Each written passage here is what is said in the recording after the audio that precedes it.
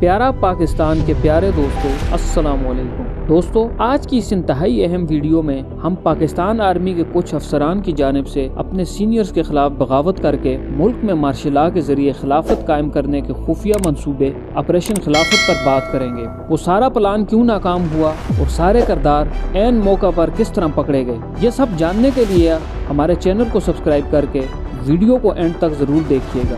دوستو، 8 ستمبر سن 1995 کو صوبہ خیبر پختونخوا کے شہر کوہاٹ میں محکمہ کسٹم اینڈ ایکسائز انٹیلیجنس نے گرین نامی ہوٹل پر چھاپا مار کر پہلے سے ملی خفیہ اطلاع پر ایک مشکوک گاڑی کو ڈرائیور سمیت گرفتار کر لیا۔ محکمہ کسٹم والوں کو خفیہ اطلاع ملی تھی کہ اس گاڑی کے ذریعے اسلحہ سمگلنگ کرنے کی کوشش کی جائے گی۔ کسٹمز کے لیے شاید یہ سمگلنگ کے خلاف ایک معمول کا آپریشن تھا، مگر اگلے چند دنوں میں یہی آپریشن ملکی و بین الاقوامی سطح پر غیر معمولی اہمیت اختیار کرنے والا تھا، جو شاید کسی کے وہم و گمان میں بھی نہ تھا۔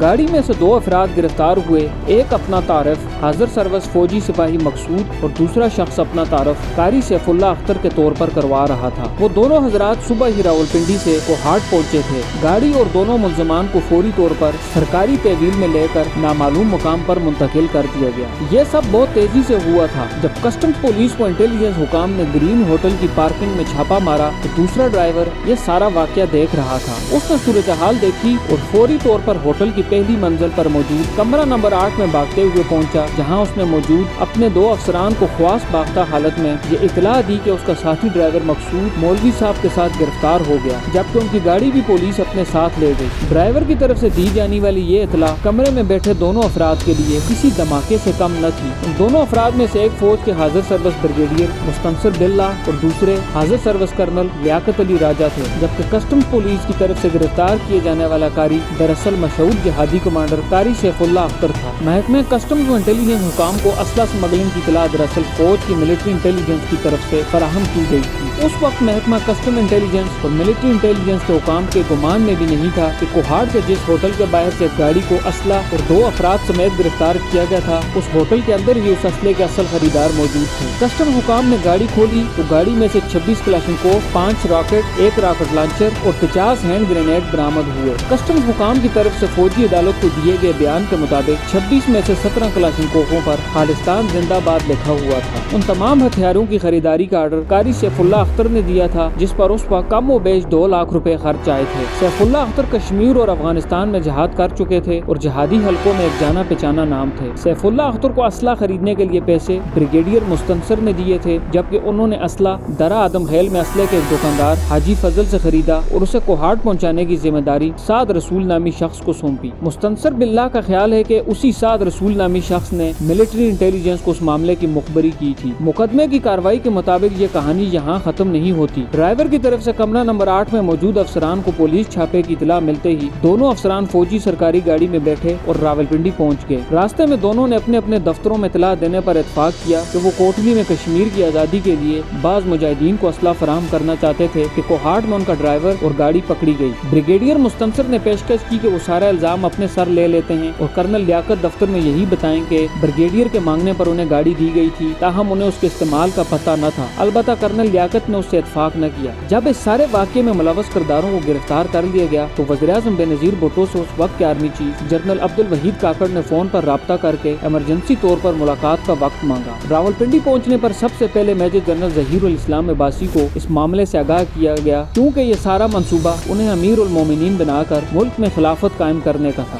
Army chief general Abdul Waheed Kakar نے 30 ستمبر 1995 کو GHQ راولپنڈی میں معمول کا کور کمانڈر اجلاس طلب کر رکھا تھا اور منصوبہ یہ تھا کہ army chief general Abdul Waheed Kakar اور کور کمانڈر کانفرنس کے لیے آئے جرنیلوں کو ان کی رہائش کے لیے دیے گئے کمروں سے گرفتار کیا جائے گا، جس کے بعد راتوں رات میجر جنرل ظہیر اسلام عباسی کو نیا آرمی چیف تعینات کر کے صدر مملکت فاروق لغاری اور وزیراعظم بینظیر بھٹو کو گرفتار کر کے حکومت کا تختہ الٹنا اور پھر جنرل ظہیر اسلام کو قوم سے خطاب کروانا تھا۔ اس سارے مقصد کے لیے فوجی جوانوں کے بجائے کشمیر اور افغانستان میں جہاد لڑنے والے مجاہدین کو استعمال کیا جانا تھا، جس کی ساری ذمہ داری قاری سیف اللہ اختر کو سونپی گئی تھی۔ 30 ستمبر کے منصوبے کے لیے لائے جانے والے اسلحے اور قاری سیف اللہ کی کوہاٹ میں گرفتاری کے بعد سارا معاملہ چوپٹ ہوتا نظر آ رہا تھا۔ بریگیڈیئر مستنصر اور کرنل لیاقت علی راجہ ایک بار پھر راولپنڈی کے ایک مسجد میں میجر جنرل ظہیر اسلام عباسی سے ملے۔ اس ملاقات میں جنرل عباسی نے کہا کہ 30 ستمبر ابھی بہت دور ہے، हमें अपना मकसद पूरा करने के लिए कोर कमांडर कॉन्फ्रेंस से पहले ही किसी दूसरे मंसूबा की मंसूबा बंदी कर लेनी चाहिए, यानी तमाम कोर कमांडर्स को गोल्फ ग्राउंड में गिरफ्तार कर लेना। मुख्तलिफ मंसूबों पर बातें करते सारे अपने अपने घरों को रवाना हो गए। उधर कारी सैफुल्लाह अख्तर जो पहले ही एक तजर्बाकार शख्स थे और ऐसी सूरत हाल से निपटने के तरीकों से आगाह थे, उन्होंने गिरफ्तारी के बाद फौजी हुकाम से पूछताछ के दौरान अपनी जुबान मुकम्मल बंद रखी और यही जाहिर किया कि वो ये असला कश्मीरी मुजाहिदीन की मदद के लिए खरीद रहे थे। उस दौरान असले समेत बरामद होने वाली कार के मालिक कर्नल लियाकत अली राजा और ब्रिगेडियर मुस्तंसर से पूछताछ भी हुई, मगर किसी को असल मंसूबे की बनक तक न पड़ी। बताया जाता है कि ब्रिगेडियर मुस्तंसर ने अपने कुछ कागजात मुफ्ती सईद नामी शख्स को दिए और हिदायत की कि उन्हें जलाकर जाया कर दिया जाए। बाद अज़ां फौजी हुकाम ने मुफ्ती सईद से उस तकरीर की नकल भी बरामद की जो मुल्क का इक़्तिदार संभालने के बाद मेजर जनरल ज़हीर इस्लाम अब्बासी ने करना थी। मुफ्ती सईद उन फौजी अफसरान के साथ वो वाहिद शख्स थे जो हर मामले से आगाह थे। बहुत अरसा बाद ब्रिगेडियर मुस्तंसर ने दावा किया कि अमेरिका ने पाकिस्तान को 17 सितंबर सन 1995 को खुफिया इतला दी थी कि कोहाट से बरामद होने वाला असला दरअसल कश्मीर के लिए नहीं बल्कि फौज के अंदर बगावत के लिए इस्तेमाल किया जाना था। उन्हें और उनके साथी कर्नल लियाकत अली राजा को उसी इतला के फौरी बाद गिरफ्तार कर लिया गया। उनके मुताबिक 25 और 26 सितंबर 1995 को कर्नल लियाकत अली राजा हिम्मत हार गए और उन्होंने हुकाम को ऑपरेशन खिलाफत का मुकम्मल मंसूबा और तमाम अफराद के नाम भी बता दिए। यूं फौजी हुकाम ने 100 फौजी अफसरान को पकड़कर उनसे तफ्तीश शुरू कर दी। 28 और 29 सितंबर को उस मामले की तहकीकात करने वाले ब्रिगेडियर खुर्शीद के सामने ब्रिगेडियर मुस्तंसर बिल्ला को पेश किया गया और उनसे मुखातिब होकर बताया गया ऑपरेशन खिलाफत खत्म हो चुका। फौजी हुकाम की तफ्तीश के दौरान ये बात भी सामने आई कि एक मौके पर ब्रिगेडियर मुस्तंसर बिल्ला उस वक्त के core commander Rawalpindi lieutenant general गुलाम मोहम्मद मलिक के भी बड़े परस्तार थे। गुलाम मोहम्मद मलिक चूँकि मजहबी जहन रखने वाले शख्स थे, इसलिए मुस्तंसर बिल्ला ने एक मौके पर यह प्लान भी किया था कि आर्मी चीफ की मुल्क में अदम मौजूदगी के दौरान उनसे दरख्वास्त की जाए वो इख्तिदार पर कब्जा कर लें, मगर ये न हो सका। उस वक्त बेनजीर भुट्टो मुल्क की वज़ीर-ए-आज़म थी। इब्तिदा में उन्होंने अपने और फौज के खिलाफ इस बगावत के बारे में इल्म नहीं था। इस सारे वाक़े में मुलव्वस किरदारों की गिरफ्तारी के बाद मोहतरमा बेनजीर भुट्टो ने अगली सुबह आर्मी चीफ से सबसे पहले मुलाकात की। उस वक्त तक ये मामला वज़ीर-ए-आज़म के ज़ेरे निगरानी काम करने वाले खुफिया इदारे IB मोहतरमा के इल्म में ला चुका था। जब उन्हें बताया गया कि फौज के कुछ ऐसे अफसरान को गिरफ्तार किया गया है जो वज़ीर-ए-आज़म और फौजी की आदत को कत्ल करके मुल्क पर कब्जा करना चाहते थे। बेनजीर ये बात सुनकर हैरान जरूर हुई, लेकिन उनके चेहरे पर कोई खास परेशानी बिल्कुल भी नजर न आई। उन्होंने सिर्फ इतना कहा कि न जाने कोई ऐसा सोच भी कैसे सकता है। ब्रिगेडियर मुस्तंसर ने रिहाई के बाद सन 2008 में ऑपरेशन खिलाफत और जमहूरियत कुफर खिलाफत फर्ज है के उन्वान से किताबें भी लिखी जो अब मार्केट में दस्तयाब नहीं है। फौज की तरफ से कार्रवाई के नतीजे में मेजर जनरल ज़हीर इस्लाम अब्बासी, ब्रिगेडियर मुस्तंसर, 2 कर्नल और 38 दीगर अफराद को फील्ड कोर्ट मार्शल की कार्रवाई में सजाएं सुना दी गयी। कारी सैफुल्लाह अख्तर, मुफ्ती सईद और दीगर ने भी कैद काटी, ताहम सिविलियन होने के बाद फील्ड जनरल कोर्ट मार्शल की कार्रवाई से बच गए। मेजर जनरल ज़हीर इस्लाम अब्बासी सन 2002 में रहा हुए और सन 2009 में वफात पा गए। मुफ्ती सईद आज भी मरी के रास्ते में अपने एक मदरसा चला रहे हैं। ये वही मुफ्ती सईद हैं जिन्होंने बरसों बाद तहरीक इंसाफ के सरबराह और मौजूदा वज़ीर-ए-आज़म इमरान खान का पहले रेहाम खान से और फिर उनकी तलाक के बाद बुशरा बीबी से निकाह पढ़वाया। कारी सैफुल्लाह अख्तर रिहाई के बाद पाकिस्तान, अफगानिस्तान और दुबई वगैरह में रहे। वो पाकिस्तान के अलावा दुबई में भी गिरफ्तार रहे। सन 2007 में बेनजीर भुट्टो की खिलाफत के बाद उन्हें गिरफ्तार करके पूछताछ की गई। बाद अज़ा वो दोबारा अफगानिस्तान चले गए जहाँ उनकी एक ड्रोन हमले में हलाकत की खबरें आई। उस केस में सऊदी अरब में मुकीम सूफी इकबाल का जिक्र भी मिलता है। ये वो सूफी इकबाल हैं जिनकी तालीमात से तमाम फौजी अफसरान मुतासर थे और उन्हें बगावत के बारे में न सिर्फ इल्म था बल्कि एक हद तक वो इस मशवरे में भी शामिल थे। ताहम किसी जगह पर उनकी गिरफ्तारी या उनके खिलाफ कार्रवाई के बारे में किसी को कोई इल्म है न ये पता है कि वो आजकल कहाँ हैं। कर्नल लियाकत अली राजा अपनी सजा पूरी करने के बाद रिहा हो चुके हैं। उसी केस में साबिक कर्नल अनायत और दीगर को सबूत न मिलने पर छोड़ दिया गया था, लेकिन बाद अज़ां उन्हें फौज से भी बर्खास्त कर दिया गया। आजकल साबिक कर्नल अनायत इंसाफ के हुसूल के लिए सुप्रीम कोर्ट से रुजू किए हुए हैं। दोस्तों, हम उम्मीद करते हैं हमारी आज की ये वीडियो आपको जरूर पसंद आई होगी। इसी तरह की मजीद वीडियोस देखने के लिए हमारे चैनल को जरूर सब्सक्राइब करें। अगली वीडियो तक के लिए अपना ख्याल रखिएगा। अल्लाह हाफिज।